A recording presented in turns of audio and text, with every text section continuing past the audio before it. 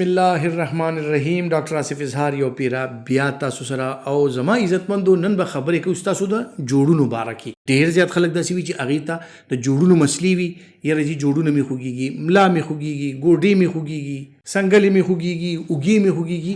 اوس دا ټول داسې څیزونه دي چې تقریبا هر یو کس ته د دې مسلې وي. وجوهات یې څه دي؟ څه داسې څیزونه دي چې عام موږ وکړو چې د خپلو دردونو خوږونه نه پرې خلاص یو، او نور چې کوم دی که چاته داسې بیماریانې شته چې هغې د جوړونو او دردونو بیماران دي، نو هغې دپاره علاج څه پکار دی چې یاره د جوړونو دا مسلې حل شي. د ټولو نه اول راځو چې د جوړونو د دردونو وجوهات څه دي. د ټولو نه ضروري څیزونه چې کوم دی فیټیک دی، یعنی ستوماني ده. آیا زموږ خوب پوره دی؟ زموږ کار ډېر دی؟ زموږ روټین هیکټیک دی؟ فزیکل اکټیویټي زیاته ده؟ جسمانی دباو زیات دی؟ نو د هغې د وجې نه دا ستوماني راتل، دردونه راتل دا کیږي. بیا د ټولو نه اهم څیز چې کوم دی زموږ پوسچر دی، زمونږ ناسته، زمونږ ولاړه، زمونږ ملاسته چې هغه څنګه ده. ځکه چې که ټوله ورځ په کرسۍ کې ناست یم او اوران ناست یم، زما پوسچر ټیک نه وي، نو یقیني خبره چې د ملا مسلې به ماته راځي. ډرایوران حضرات دي چې په خپل ګاډي کې د هغې سیټ چې کوم دی نو هغه کمفرټیبل نه وي، د ملا مطابق یا د هغې د فزیک مطابق نه وي، نو هغې د وجې نه چې کوم دی هغې ته د ملا مسایل راځي. بیا وخت تېرېدو سره چې کوم دی رو په زنانو کې او په مردانو کې هم، خو خصوصا په زنانو کې چې د دې هډوکې کمزورې وي، آسټیوپینیا، آسټیوپروسس ورته کېږي، نو د دې که وزن هم زیات وي، نو هغې سره د ګوډو یعنی د خپو دا کوم نی جوینټس چې کوم دي دغه خوږېدل شروع کړي او هغې کې اول لاړه ختمه شي او بیا هغه خپلو کې رګړ خوري، د هډوکي خپلو کې سره نږدې شي، کوم ته چې آسټیو ارترایټس ویلی کېږي. نو دا عمر سره هم تړلې خبرې دي، وزن سره خاص کر ډېر زیات ضروري څیزونه دي. بیا اکثر لکه وګورئ چې د چا وزن زیات دی، د هغې د پوړو باندې د ختلو را ختلو کار زیات دی، یا د هغې د خپو په سر ناسته زیاته ده.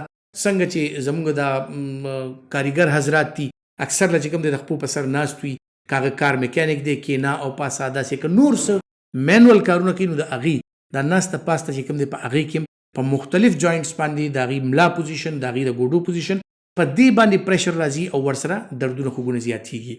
بیا که د دې نه ووړو، د دې پوسچر نه، لایف سټایل نه، روزګار نه دې نه ووړو، نو بیماریانې دي مختلف.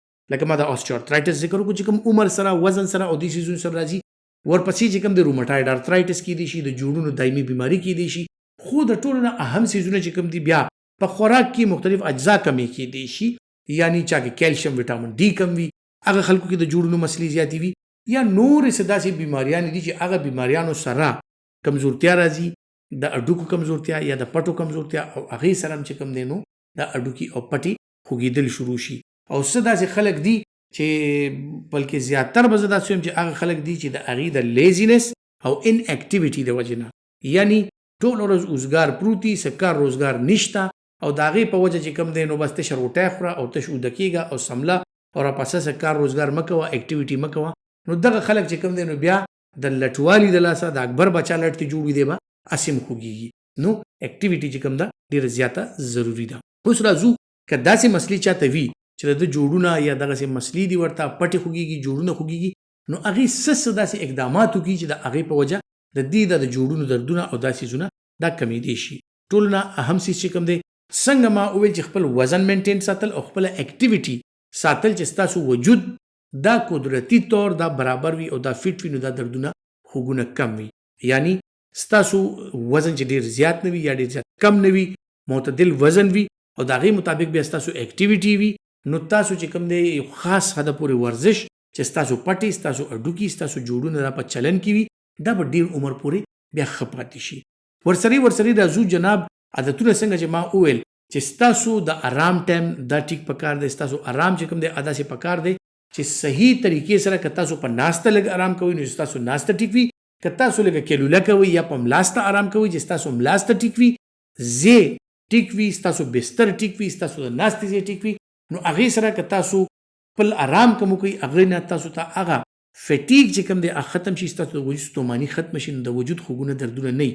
خو که فرض کا اوس شپه ده او زه راشم په خپله کرسۍ کې خپې په میز واچوم، کرسۍ کې سر کېږدم، سر ته مې بالښت ني، سټ مې داسې پروت وي، دغسې چې کوم دی لاسونه لاندې ځوړند وي، نو دغه ته که څوک وایي چې دا ما آرام وکړو یا ما خوب وکړو، نو دغه څیز هرګز دا تاسو له آرام نه درکوي، بلکې الټا دې سره نقصان اندېشه زیاته وي چې ستاسو د ملا پوزیشن اوران دی، ستاسو د سټ پوزیشن، د لاسونو خپو پوزیشن دا اوران دی. نو خپل نیچرل طریقې سره خپل نیچرل بستره یا که په ناسته باندې تاسو لږ دمه کول غواړئ نو بیا نیچرل طریقې سره آرامدې یو ځای وي چې په هغې تاسو خپل بدن ریلیکس کړئ او ستاسو ستوماني اوسي.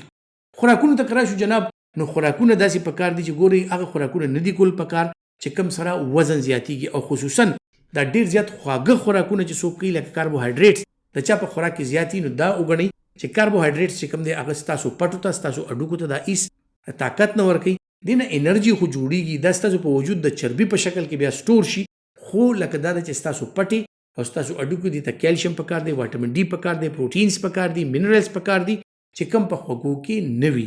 نو کاربوهایډریټ چې په کم شي کې زیات دی نو هغه څیزونو استعمال تاسو کم کوئ. د پروټین مقدار ستاسو وجود کې ښه پکار دی، هغې دپاره غوښه استعمال، د پی، شملې، ماسته د دې استعمال، د چرګ غوښه، د مهي غوښه، غټه غوښه، هر قسم ته دا چې کوم دي دا تاسو استعمالولی شي، نو دې ته تاسو ته مختلف منرالز ملاویږي، پروټینز درته ملاویږي، او هغې نه علاوه چې کوم دی نو څنګه چې ما وویل چې پی، شملې، ماسته، ملایي، کوچ یعنی مکھن، دې نه تاسو ته وایټامین A، وایټامین D او کیلشیم په ښه پوره مقدار کې ملو شي، نو هغه ستاسو د پټو او د جوړونو لپاره انتهایی ښه دی. بیا جناب راځو سبزیانو ته او فروټو ته. سبزیانو کې چې تاسو وګورئ نو سبزیانو کې هر قسم ته وایټامینز هم شته، دې کې فولیک اسید هم شته، دې کې وایټامین B12 دی. وایټامین B12 لکه تاسو اکثر ډاکټر لاړ شي، ډاکټر صاحب پټي مې خوږي او تاسو ته یو خاص قسم ګولۍ درکړي، میتیکوبال یا مختلف قسم داسې B12 تاسو درکړي، یا تاسو ته هغه سري انجکشن یې ولګي چې دا د پټو دپاره ښه دي. نو ته که اوس د دې پټو دپاره دا سري انجکشن یې لګي او دا ګولۍ خوري، نو هغې نه دا شنه سبزي ولې نه خوري چې په کم کې همدغه وایټامین B12 په ښه ډېر مقدار کې موجود دی. ساګونه وخوره، سلادونه وخوره، شنې سبزیانې وخوره، تازه سبزیانې وخوره، هماغه څیز چې کوم دی چې ته انجکشن لګې هغه به تا ته خدای پاک د خولې په ذریعه درکړي، تا ته به مزه به هم دیوالي او هغې نه به تا ته انرژي هم ملو شي، منرالز به هم راشي. نو مختلف داسې څیزونه دي چې ستاسو خوراک کې دا ډېر اهم رول پلی کوي. بیا فروټس چې کوم دی هغه هم ډېر ضروري دي. په فروټو کې هغه فروټس چې په کم کې د اوبو مقدار زیات دی، یعنی اندوانه شوه، خربوزه شوه، مالټا، سنگتره، نیمبو، دا داسې څیزونه دي چې دې کې تاسو ته منرالز هم ملاویږي، خو ستاسو د پټو دپاره دې کې د اوبو مقدار ډېر زیات دی چې ستاسو پټو ته د نمکیاتو او د اوبو کمې نه راځي. نو ستاسو دا فیټیک چې کوم دی د خوږونه دردونه، د جوړونو دردونه دا ورسره ډېر زیات کم شي. بیا که تاسو کورنۍ طریقه باندې سپلیمنټیشن کول غواړئ چې یاره ما ته کمزورتیا شته، زه خو خوراک هم ټیک ټاک کوم، سبزي استعمالوم، زه فروټ استعمالوم، زه غوښه، پی، شملې، ماسته دا هر څه استعمالوم، د هغې باوجود ما ته کمزوري ده، نو دغې دپاره تاسو سپلیمنټیشن لکه خپلو ماشومانو ته یا خپل ځان ته شوده چې کوم دي، پی چې کوم دي هغه استعمالولی شي. هغې کې لږ شان حل دي، یعنې کورکمانه چولی شي، نو ستاسو هغه د درد سنسیشن کم شي. ادرک د دردونو دپاره زبردست چیز دی. که تاسو په خوراک کې ادرک زیات وي، تاسو خوراک کې لږه اوږه زیاته وي، نو ستاسو دا جوړونه، دردونه او دا چې کوم دي دا فیټیک دا ورسره ډېر زیات ښه شي. بیا په سبزیانو کې خصوصا سلادو کې، سبزیانو کې تاسو خوړی شي دا بروکلی چې کومه ده دا زبردست چیز دی. که تاسو استعمال کوئ نو دې سره ستاسو وجود ډېر زیات ښي، دردونه ورسره انتهایی زیات کم وي. بیا چې کوم دی څنګه چې ما وویل چې یاره خپل ایکسرسایز په خپل ډایټ باندې خیال وکړئ. ایکسرسایز ستاسو فزیکل اکټیویټي چې کوم ده تر هغه حده پورې چې ستاسو بدن د هغه ایکسرسایز زور اغېشتی شي. لکه اوس زما غونته کس چې منډه شروع کړي چې تر پرونو پورې نیم ګرځېدلی، میاشتو شوه ما 15 قدمه مزل نه دی کړی، او نن زه وایم چې نن خو ایکسرسایز کوم او نن به زه 1 میل منډه وامه، نو یقیني خبره چې دا زه په خپل بدن هم سټرس اچوم، په ځان هم سټرس اچوم او ځان به ستړی ستومانه کم، خو فایده به ما ته حاصله نه شي. د دې په ځای که موږ سره داسې کوو چې یاره ډیلی بیسس باندې زه لږ واک کوم، زه خپله سټیمنا برابره ساتم، زه لږ جاګینګ کوم، که څوک ځوانان دي چې هغه لږ رننګ کوي، هغه چېرته سپورټس کې ځان مشغوله کړي او ریګولر دا شی کوي، نو یو به ورسره سټیمنا جوړي، بل د دې فزیکل هغه سټرنث دونه شي چې د دې دا خوږونه، دردونه او دا څیزونه کم شي. بیا جناب راځو هغه خلکو ته چې د خوراک سره د هغې سپلیمنټیشن نه کیږي، نو هغې دپاره بیا خاص کر مونږه د دوای په ذریعه هغې ته سپلیمنټیشن لکه هغې ته کیلشیم، وایټامین ډي، میګنیشیم یا زنک یا مختلف داسې قسمه څیزونه چې کوم د هغې په وجود کې کم دي او د هغې د وجې نه د هغې بدن خوږیږي، نو دا ورته د دوای په ذریعه یعنې د ټابلټ یا سیرپ یا د ډراپس یا انجکشن په ذریعه دا ورته ورکو، نو د هغې جوړونه خوږونه ښه شي. نو هر یو بیماري چې کوم ده یا هر یو کم سیمټمز چې کوم دي، ساینس چې کوم دي، نو د هغې کم علامات چې کوم دي، نو د دې شاته سوچ کول پکار دی چې دې وجه څه ده.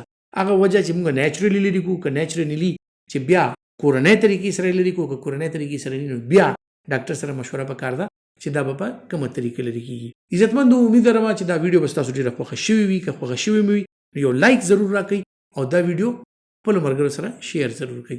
خپل ډیر خیال ساتئ. الله پامان.